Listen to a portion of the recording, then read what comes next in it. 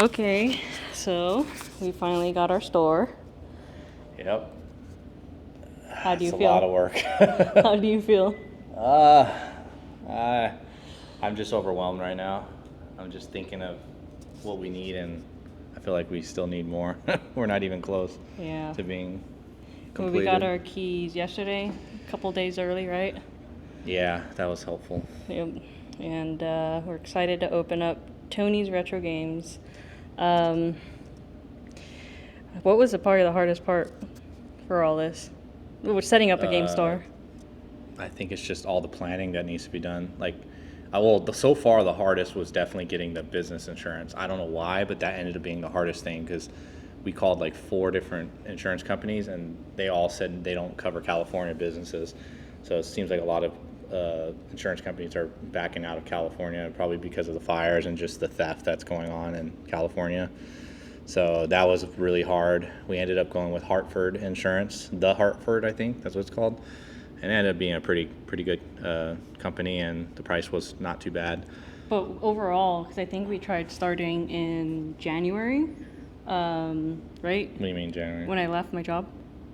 Weren't we trying to Oh. start around then? Yeah, but we And started. then we went and tried to get a lease at this other place Oh yeah, and yeah, didn't yeah, qualify, yeah. so it took us... That's when it officially started in January. Yeah.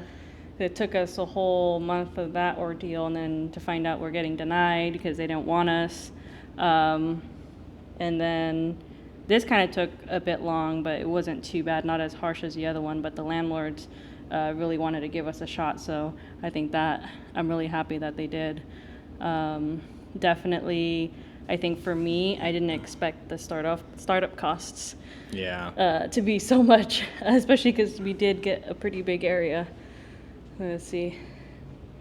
I just turned the camera around, but we covered the windows for privacy because we had a lot of looky-loos coming in. We got probably half of our glass cases, slat walls, and whatnot.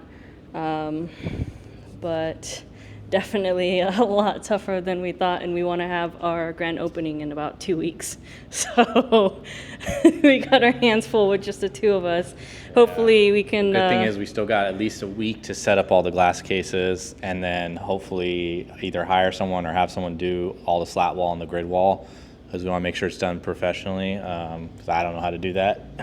Yeah. I mean, I'm sure I could figure it out, but I'm just not, that's not what I want to focus on right now. I'd rather focus on getting product listed or priced and then inventoried. Because we still have to do that. We only did like 10% of that. No, I'd say we 5%? probably 5% of our inventory is priced right now, and Yeah. none of it's in Excel because we want to run an Excel database sort of so much system we just for the gotta first do. year.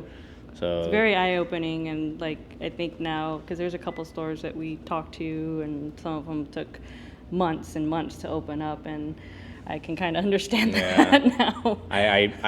The only reason I put us on that hard March 15th day is because I wanted to get, I just like the idea of middle of March because our lease starts officially on March 1st, and I didn't want to blow the full month of no sales, so I figured starting right in the middle seemed good.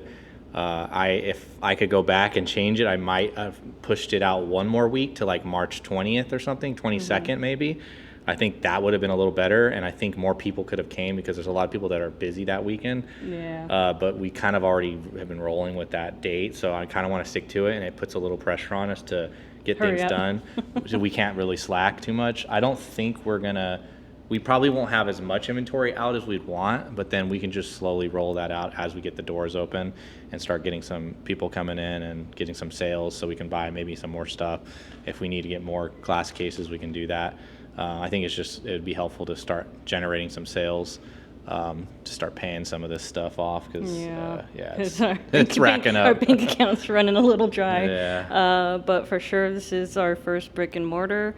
But this guy over here has been in the business for quite some time, so he's pretty familiar. So we're not coming in the video game business blind, which is fantastic, and I'm grateful that we both are doing this together because we've had our bickers or moments, but we definitely bounce off each other pretty well. There are things that I trust in him more, and there are things like the advertising stuff that he trusts in me more because I'm a little more artistic and creative than he is. But We are both super excited, and we love to share our journey with you guys. But yeah, we'll deep dive more into this process and show you our progress as things go, and give you a little bit of tour maybe.